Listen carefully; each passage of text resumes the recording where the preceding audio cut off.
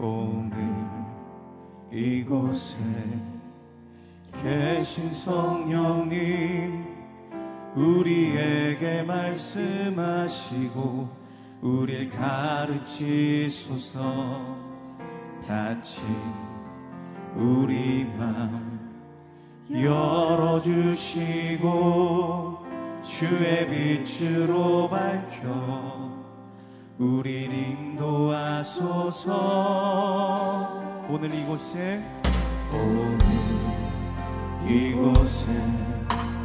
계신 성령님, 우리에게 말씀하시고 우릴 가르치소서. 같이 우리 맘 열어주시고 주의 빛으로 밝혀 우릴 인도하소서. 주님보다 앞서지 않고 겸손하게 주님의 말씀 기다리니 주님 손에 우리를 드립니다. 사랑으로 인도하소서. 아멘. 제15장.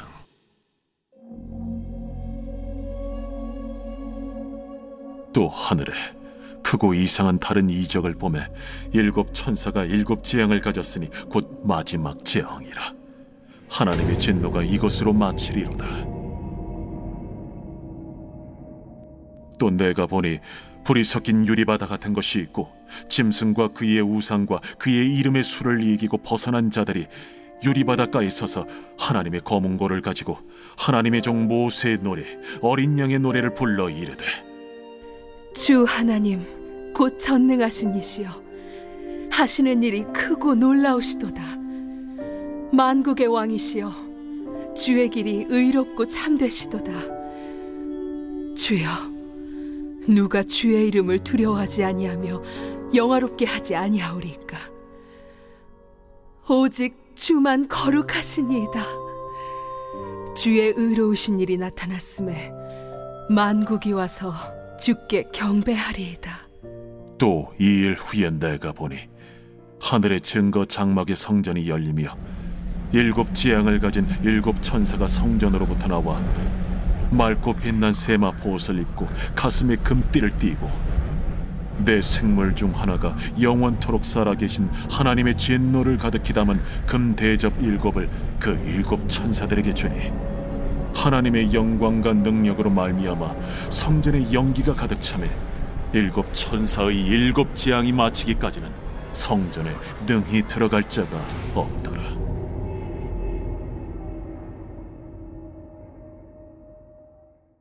할렐루야. 말씀으로 하루를 시작하는 우리 성도님들을 주님의 이름으로 축복합니다.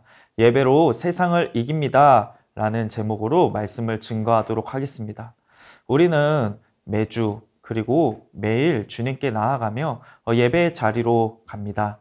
어떤 날은 마음이 뜨겁고 눈물이 흐르기도 하지만 어떤 날은 습관처럼 무거운 몸을 이끌고 앉아 있을 때도 있죠. 그럴 때면 이런 질문이 마음에 떠오르기도 합니다. 나는 왜 예배를 드리고 있는가? 그냥 안 드리면 마음이 좀 불편해서 그런가? 교회를 다니는 사람이니까 당연한 거라고 생각해서? 우리의 예배는 과연 무엇을 위한 것일까요? 무엇을 향하고 있는 걸까요? 오늘날 예배는 점점 소홀히 여겨지고 교회는 조롱받는 시대가 되었습니다. 바쁘고 지친 삶 속에서 예배가 무엇인지, 왜 중요한지 다시 물어야 할 때입니다. 예배란 무엇인가? 왜 예배가 그렇게 중요하고 어떤 의미가 있는가? 오늘 본문 요한계시록 15장은 그 예배의 본질을 보여줍니다. 하늘의 환상 속 장면이지만 그 속에는 지금 이 땅을 살아가는 우리에게 예배가 얼마나 실제적인 힘이 되는지 선명하게 보여주기 때문입니다. 그럼 함께 말씀을 살펴보도록 하겠습니다. 요한계시록 15장 1절에서 2절입니다.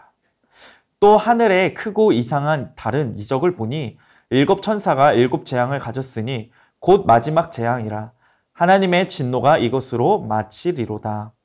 또 내가 보니 불이 섞인 유리바다 같은 것이 있고 짐승과 그의 우상과 그의 이름의 수를 이기고 벗어난 자들이 유리바닷가에 서서 하나님의 검은고를 가지고.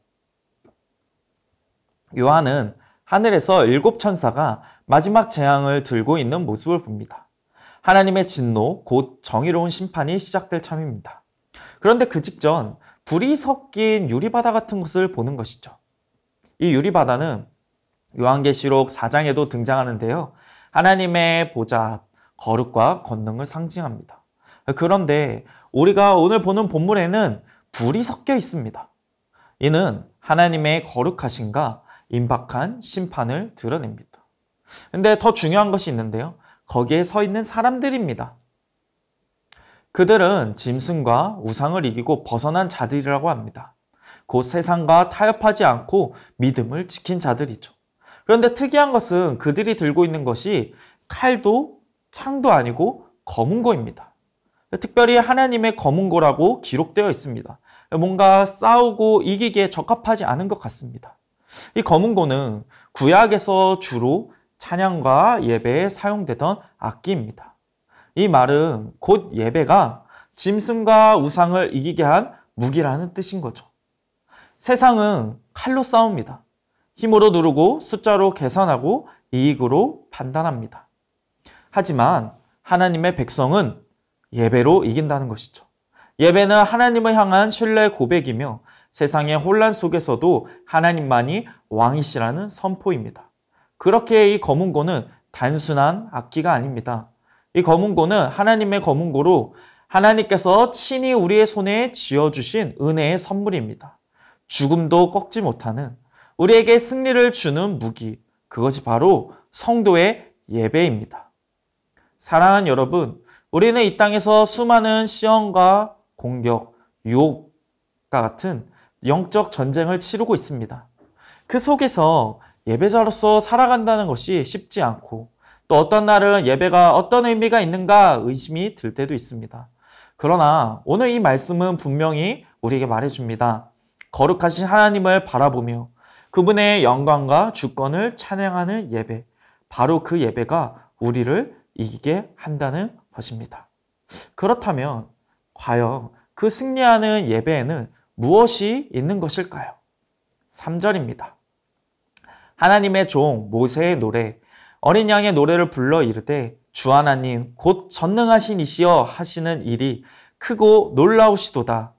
만국의 왕이시여 주의 길은 의롭고 참되시도다. 여기서 우리는 아주 중요한 표현을 발견하게 됩니다. 이들이 부른 노래는 모세의 노래이자 어린 양의 노래라고 소개됩니다. 모세의 노래는 출애굽기 15장에서 처음 등장합니다. 이때 모세와 이스라엘 자손이 이 노래로 여호와께 노래하니 일러스되 내가 여호와를 찬송하리니 그는 높고 영화로우시미요 말과 그 탄자를 바다에 던지셨음이로다. 이스라엘 백성이 홍해를 건넌 후 애굽의 군대가 물속에 빠져 몰살 당한 것을 보았습니다. 그리고 우리가 구원받았구나 이것을 확신하며 이 찬양을 불렀던 것이죠. 하나님이 우리에게 어떻게 구원을 주셨는지, 어떻게 역사 가운데 개입하셔서 승리를 주셨는지 회상하며 고백하는 노래였습니다. 그런데 이 노래를 지금 요한계시록에 나오는 이 이긴 자들이 다시 부르고 있습니다. 왜 그럴까요? 왜냐하면 하나님의 구원은 옛날 이야기로 끝난 것이 아니고 지금도 우리를 구원하시고 인도하시는 살아있는 이야기인 줄 믿기 때문입니다. 그리고 그들은 단지 모세의 노래만 부르지 않습니다. 어린 양의 노래를 함께 부릅니다. 이 어린 양은 예수 그리스도, 하나님의 어린 양으로서 세상의 죄를 지고 십자가에서 죽으시고 부활하신 예수 그리스도입니다. 어린 양의 노래는 십자가의 승리요, 부활의 능력을 노래하는 찬양입니다. 이 노래는 모세의 노래와 다르게 아직 눈앞에 드러나지 않은 하나님 나라의 완성, 그 승리를 향한 믿음의 고백입니다. 4절을 보면 이렇게 되어 있습니다. 주의 의로우신 일이 나타났음에 만국이 와서 주께 경배하리이다. 여기 본문에 나타나는 나타났음의 이 말은 헬라어로 과거 수동 완료 시제로 작성되어 있습니다. 이것은 이미 시작된 일이 앞으로도 반드시 완성될 것을 표현하는 그런 시제입니다. 아직 심판이 시작되지 않았습니다. 하나님 나라가 완성되지 않았습니다. 그러나 이미 완성됐고 이미 이겼고 이미 모든 것을 이루셨다는 듯이 믿음으로 찬양합니다. 마치 전쟁의 모든 싸움이 끝나지 않았지만 결정적인 전투에서 이미 승리했기 때문에 전체 전쟁의 결과가 확정된 것처럼 말입니다. 예수 그리스도의 십자가 부활 사건은 결정적인 승리입니다. 십자가에서 사단의 머리를 짓밟았고 다 이루었다라고 말씀하셨습니다. 비록 우리 가운데 여전히 영적 전쟁과 싸움이 남아있고 고난이 있고 눈물이 있고 불의가 있는 것처럼 보여도 우리는 이미 승리하신 그 주님을 믿고 따라가며 믿음으로 예배하는 자들입니다. 이미 왔으나 아직 오지 않은 그 하나님 나라를 살아가는 자들이라는 것입니다. 그런데 더 놀라운 일이 있습니다. 5절부터 하늘에서 그 예배에 응답하시는 하나님의 장면이 등장합니다. 5절입니다. 이 일 후에 내가 보니 하늘에 증거 장막의 성전이 열리며, 요한은 하늘의 성전, 그 하나님의 임재와 언약의 중심인 증거 장막이 열리는 것을 봅니다.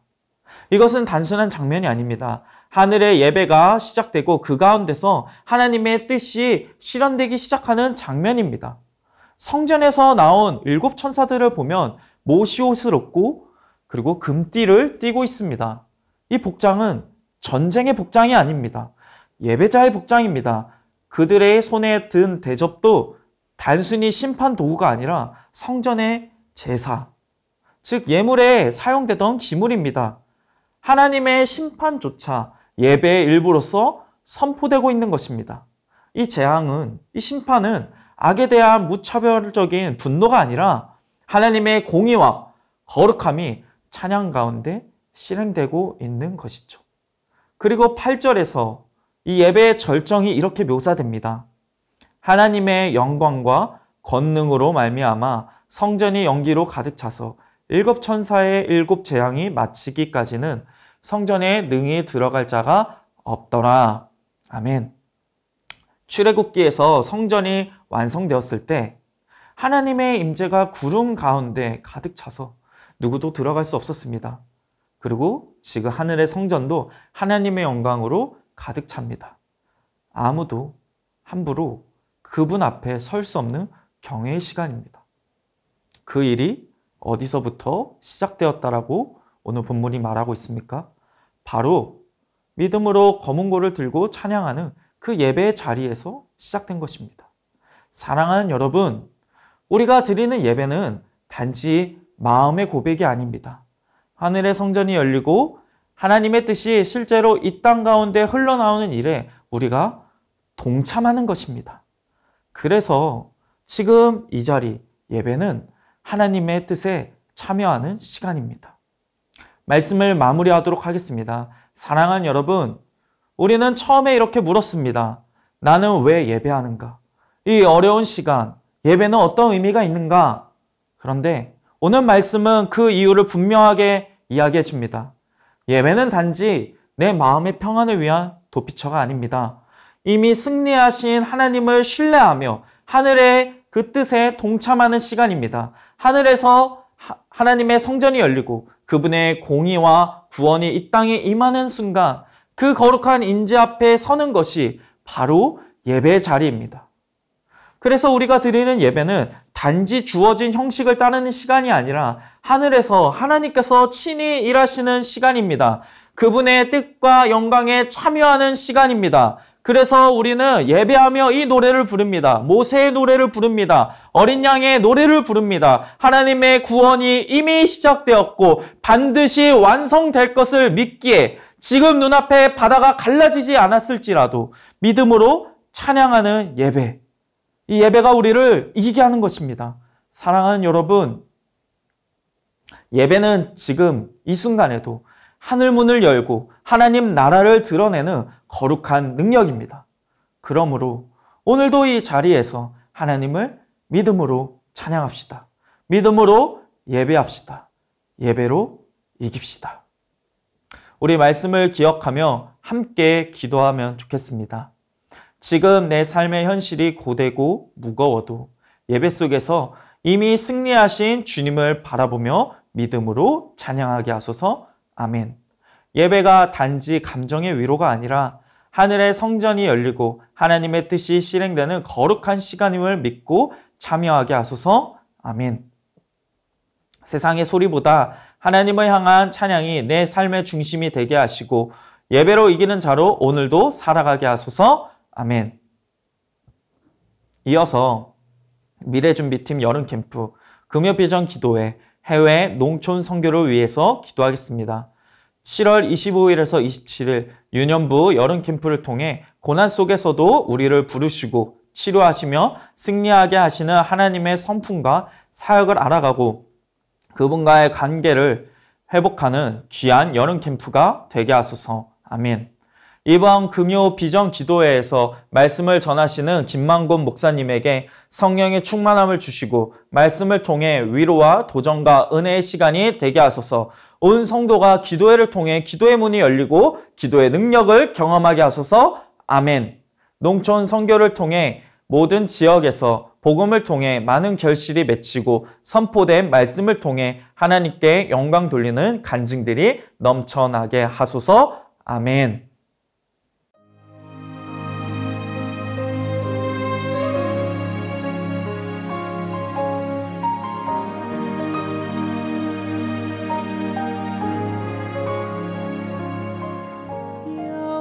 여호와는 나의 목자시니